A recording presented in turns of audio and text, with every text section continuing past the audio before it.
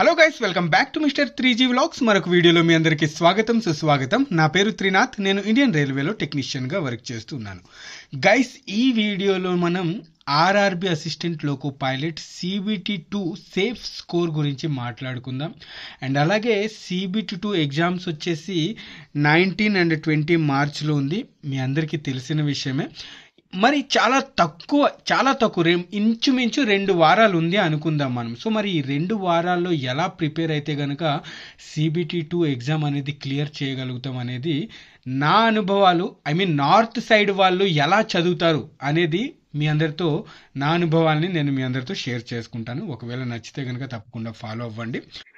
Guys చూడండి, మనందరికీ తెలిసిన విషయమే. ఇంకొకటి ఇక్కడ ఒక కన్ఫ్యూజన్ ముందే దూరం చేసేస్తాను. CBT1లో చాలా మంది ఏంటంటే చాలా తక్కువ మార్కులకే సెలెక్ట్ అయ్యారనమాట.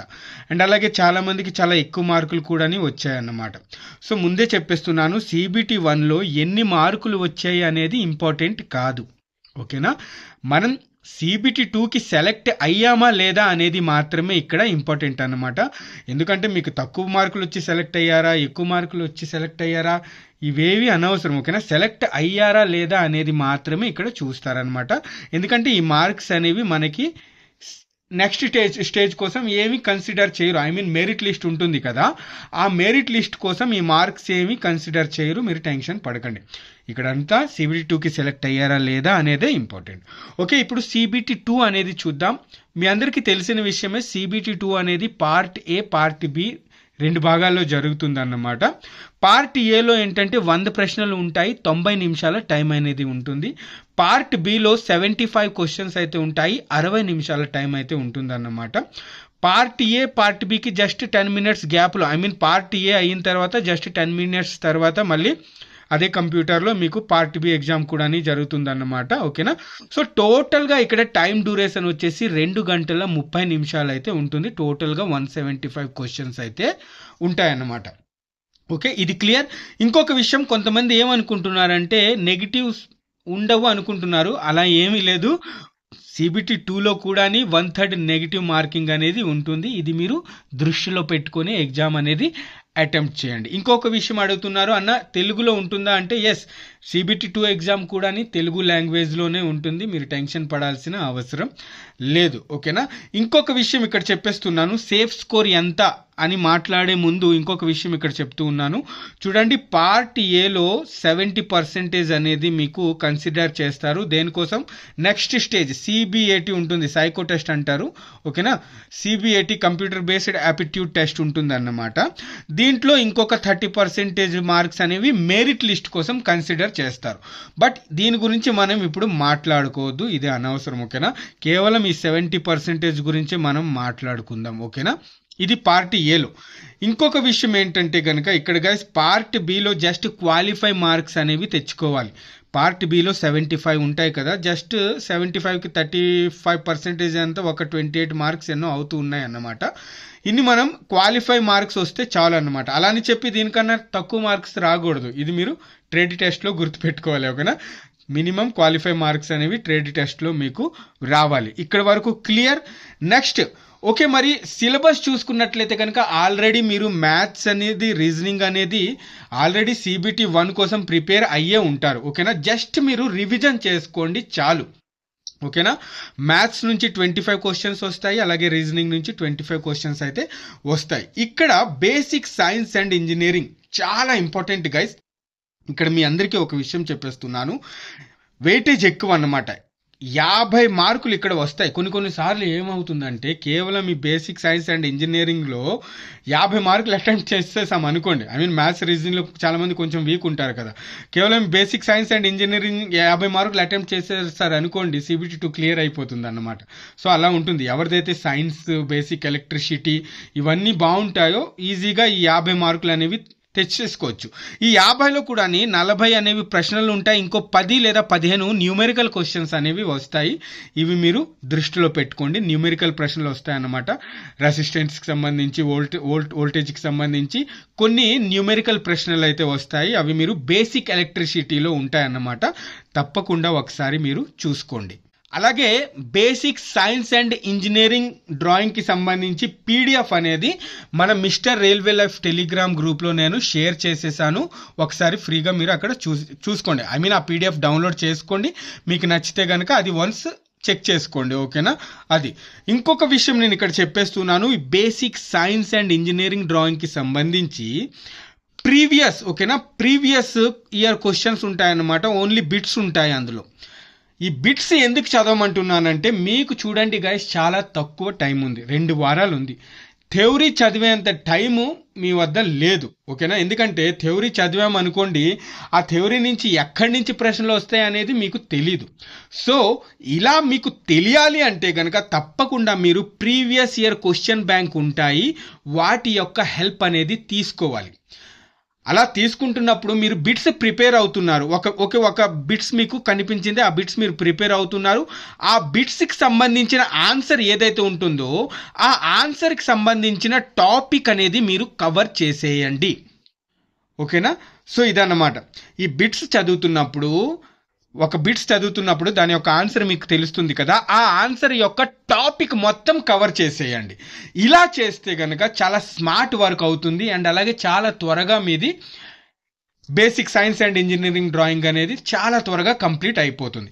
సో అందుకే ఖచ్చితంగా ప్రీవియస్ ఇయర్ క్వశ్చన్ బ్యాంక్ అనేది మీరు తీసుకోండి. ఇంకొకటి పబ్లికేషన్ కూడా అని చెప్పేస్తున్నాను. ఇంకో విషయం ఇక్కడ మళ్ళీ చెప్తున్నాను, ఇదేమి ప్రమోషన్ కాదు. నార్త్ సైడ్ వాళ్ళు ఎక్కువగా చదువుతారు అని నేను మాత్రమే చెబుతున్నాను. ఇదేమి ప్రమోషన్ కాదు. కిరణ్ పబ్లికేషన్ అని ఉంటుంది గైస్. ఓకేనా?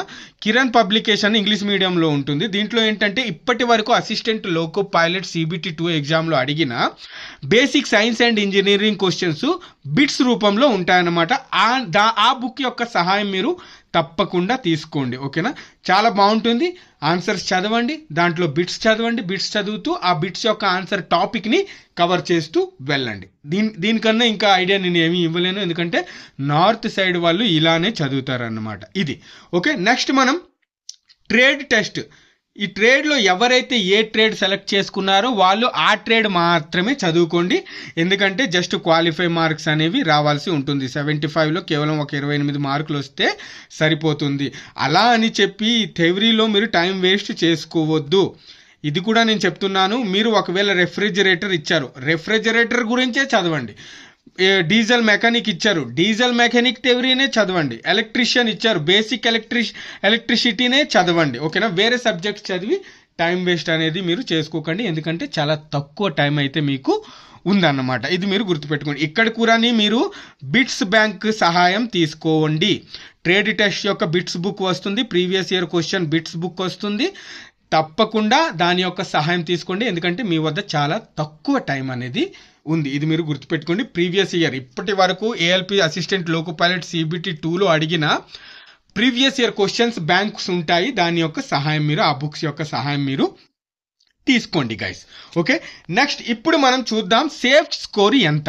సో గైస్, ఇక్కడ మీ అందరికీ తెలిసిన విషయమే, CBT 1 అనేది జస్ట్ క్వాలిఫై మార్క్స్ వస్తే కనుక క్లియర్ అయిపోతుంది. ఉదాహరణకి 18 మార్కులకి చాలా మంది సెలెక్ట్ అయ్యారు, అలాగే ఎక్కువ మార్కులు కూడా చాలా మంది సెలెక్ట్ అయ్యారు. బట్ CBT 2 అనేది అలా కాదు.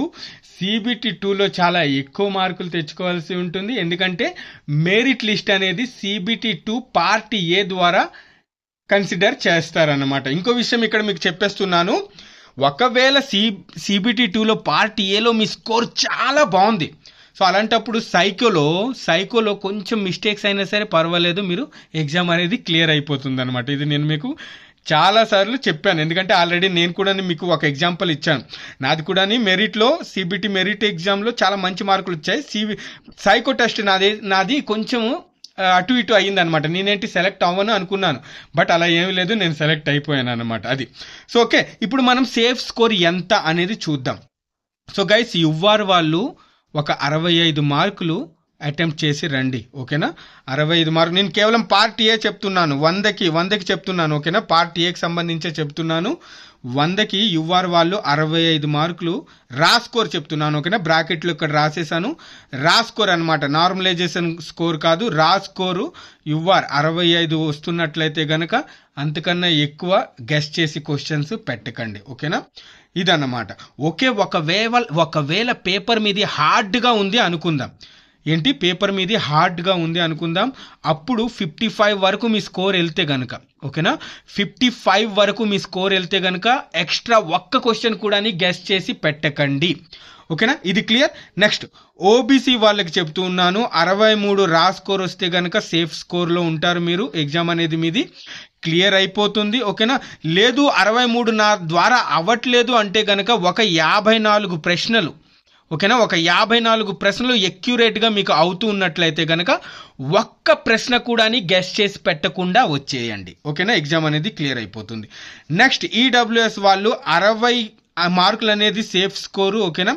లేదు పేపర్ హార్డ్గా ఉంది అనిపిస్తే గనక మీకు ఒకవేళ ఒక 53 ప్రశ్నలు, ఓకేనా, 53 ప్రశ్నలు మీ ద్వారా కరెక్ట్గా అవుతున్నట్లయితే గనక వదిలేసి ఒక్క క్వశ్చన్ కూడా గెస్ చేయకుండా పెట్టకుండా వచ్చేయండి, ఎగ్జామ్ క్లియర్ అయ్యే అవకాశం ఉంటుంది. నార్మలైజేషన్ సిస్టంలో స్కోర్ పెరిగిపోతుంది, టెన్షన్ పడకండి.